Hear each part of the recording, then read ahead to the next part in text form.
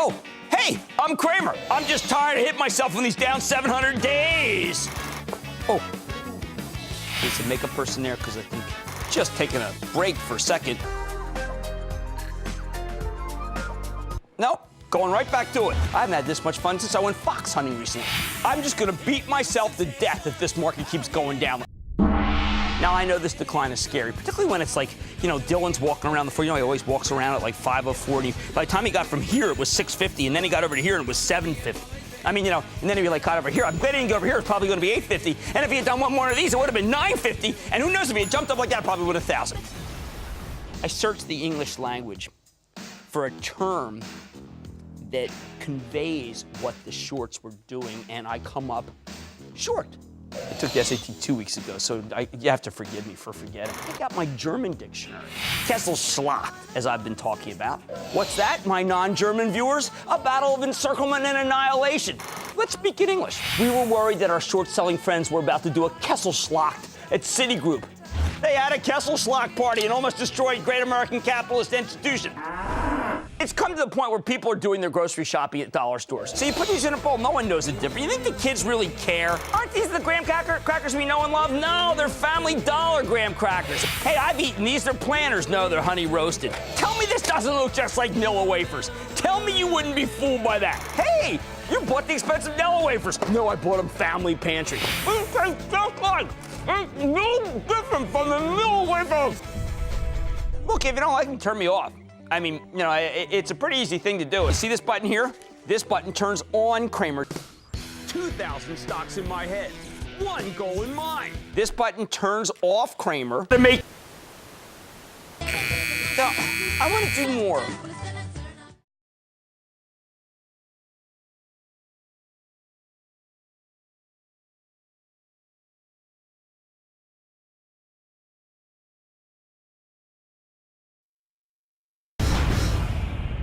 I was hired to solve what seemed like a simple case of stealing on the docks of New Jersey. One of my drivers is skimming off the top.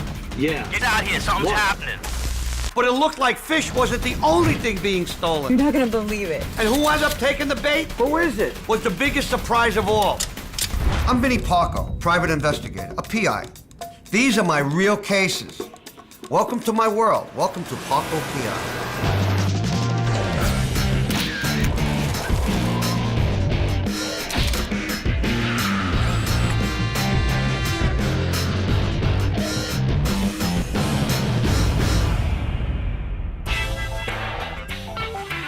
Another day, another cup of joe to keep my morning going. I needed to meet a client in Sandy Hook, New Jersey. And since that Jersey traffic can be murder, I found a faster way to get across the river.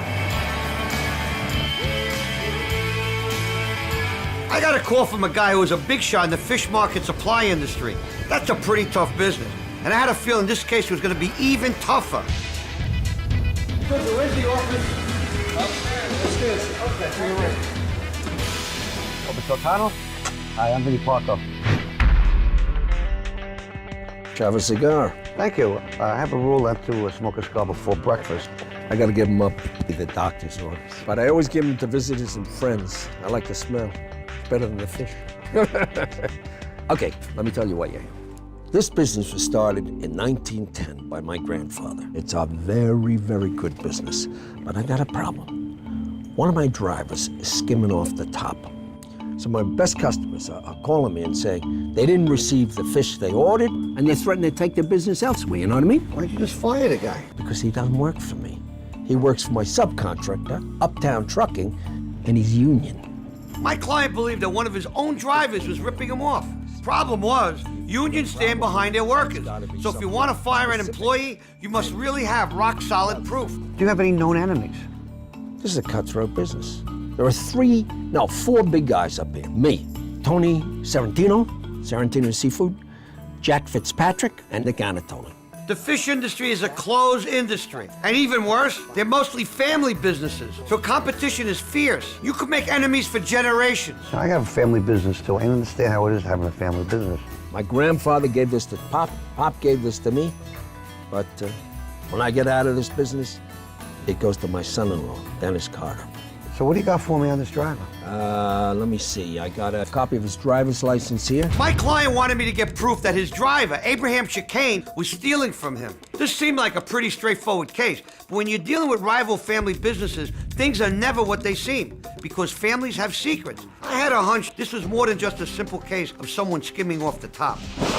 But our first step was to follow the driver, Abraham Chicane. Danny, yeah, listen, you're gonna get a fax from a Liam O'Connell, his new client. He's gonna be giving us a driver's manifest and a driver's route. I also need a background check on an Abraham Chicane. I need Ro to get information on 3 companies: Sarantino Seafood, Fitzpatrick Fine Fish and Seafood, and Anatoly Best Fresh from the Sea. Okay, I'm gonna go see Vinny and Chris now, and I'm gonna change their assignment. Okay, bye. I met with the twins, who were finishing up a surveillance on another case. You're going to Sandy Hook, New Jersey Fish Market tonight.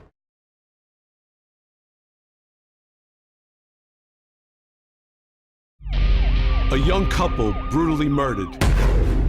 Maybe she hears gunshots. This guy starts picking shots. The killer sent away for the rest of his life. He's a murderer. He killed Joel. He killed Jessica. I'm not going to admit someone else's guilt, period, ever, ever. Lives torn apart.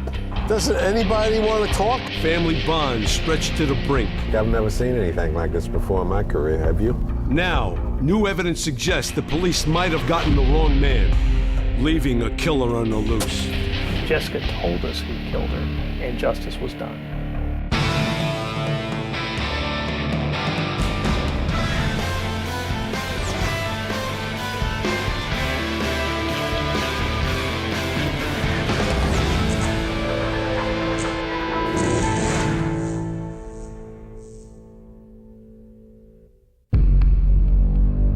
March 22nd, 2001, 6:09 p.m. Louisville, Kentucky 911 operators receive a series of chilling calls. 911, where's your emergency? I was shot. You been shot? Who shot you, ma'am? My cousin. Your cousin shot you? Yeah. Police and ambulance units are dispatched to the house in a quiet neighborhood on the edge of the city. Ma'am, the police are there. Can you hear us? They find 24-year-old Jessica Hawkins clinging to life from 5 gunshot wounds, including one that tore through her mouth and shattered her jaw. She is rushed to the hospital, but is pronounced dead a short time later. Then police make another grisly discovery. Jessica's boyfriend, 29-year-old Joel Blevins, is found dead on the kitchen floor, shot once through the forehead. With a double murder on their hands, police develop leads on the cousin Jessica mentioned in the 911 call. At the top of their list, her 27-year-old cousin, Patrick McCreary. Later that night, McCreary is picked up without incident in a neighboring county. After being grilled by the police for more than 10 hours, McCreary is arrested and charged with the murders. A year and a half later, after 2 trials, the jury delivers a unanimous verdict. We, the jury, find the defendant, John Patrick McCreary, guilty. McCreary's sentence, life in prison. But from the time of his arrest, McCreary has always maintained his innocence, claiming that the police, in their haste, simply got it wrong. And backing McCreary up is a host of loyal supporters who have been working tirelessly to free him. And now, after 4 years of work, they say they finally have the evidence that proves McCreary is the wrong man. My name is Jerry Pallas. I'm a private investigator and former detective with the New York City Police Department. Court TV hired me and my partner, former NYPD homicide detective Reggie Britt, to investigate this case. Okay, let's go. Reggie and I did a little background work and then flew down to Louisville to get some answers. What was at stake here was a man's life. But in this case, what we wound up discovering about McCreary and the crime would shock even Reggie and myself. These 911 calls, these are really crucial to this case. The reason this guy is in jail is because of the 911 tapes.